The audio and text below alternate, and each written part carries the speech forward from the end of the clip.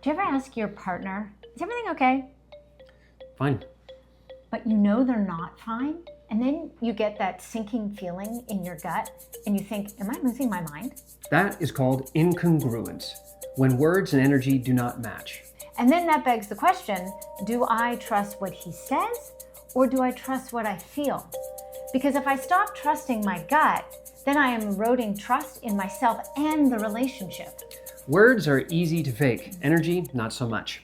That's why today we're talking about why performative words are misleading and how to call out that behavior in another person without causing an argument. So grab your pen and let's begin. Let's talk about incongruence or mixed messaging between people. Yeah, because sometimes what we say and what we actually feel are not the same thing. Yeah. By the way, do you want to go to my parents this weekend? For dinner? For dinner, yeah. The whole family's going to be there. Yeah, we can do that. Are you sure? Yeah. Okay. No, we can go. We're fine. It's good. You sure? I said yes. Like, don't be paranoid. I said yes. I'm fine. I'm good. I'm just, let's keep going. Yeah. Okay. Mixed messaging. So here's where my words are saying I'm okay to go, but the vast majority of me is saying no. It's in the sighing, the tightening of my lips, a whole bunch of my body language. Stiffening of your posture. Yeah, that you can also see that the majority of me doesn't want to go. And so it's forcing the other person to make a decision. What do I take in? What do I believe? What do I trust here? Do I trust the words or something else? And in communication, and we talked about this before, that only about 7% of communication is the actual words, but the other 93% is not the words. So we speak with our whole body. And in that instance, I'm very loudly telling Ellen, I don't really want to go. And now I feel like I'm damned if I do and damned if I don't. So if I bring it up, there's going to be an argument. And I'm blaming her, saying she's paranoid.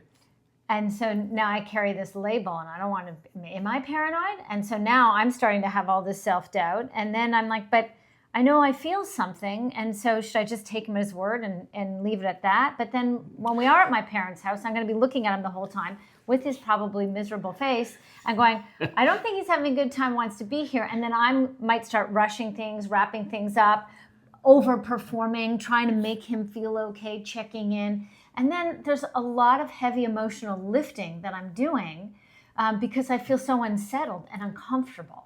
I'm basically giving her the customer service version of me.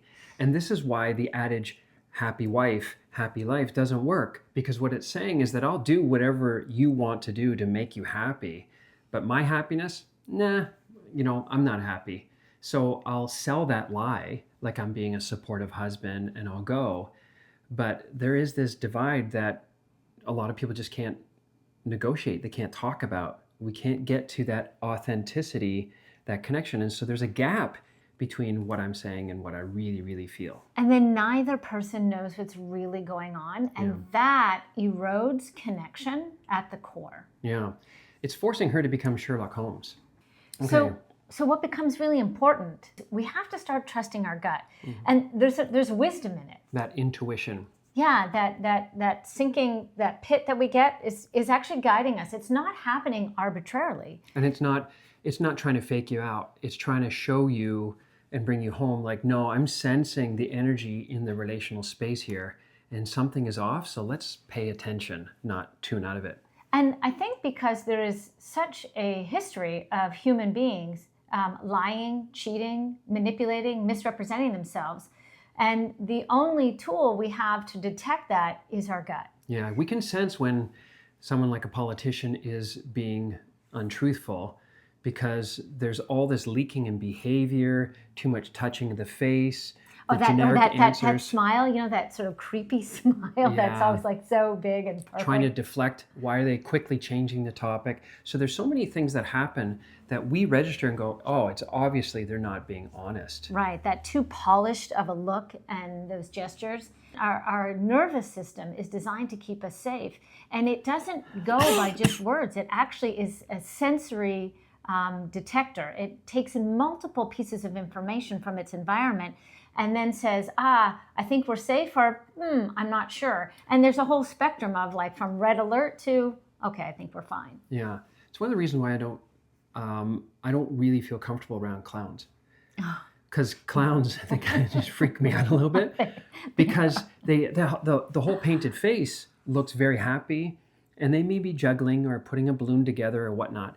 But I just get a sense that there's the real human underneath. The energy is maybe not as joyful and happy as the painted faces. So do I trust the mask? Right. Or do I trust the energy that the person is sending to me? And that's why it's a mismatch. I just find it's no surprise, I think, why clowns are usually in horror movies and stuff. It's just they're really messed up. They really are. Yeah. That is so true. It's like animals, right? So that they are clear in communication. Yeah.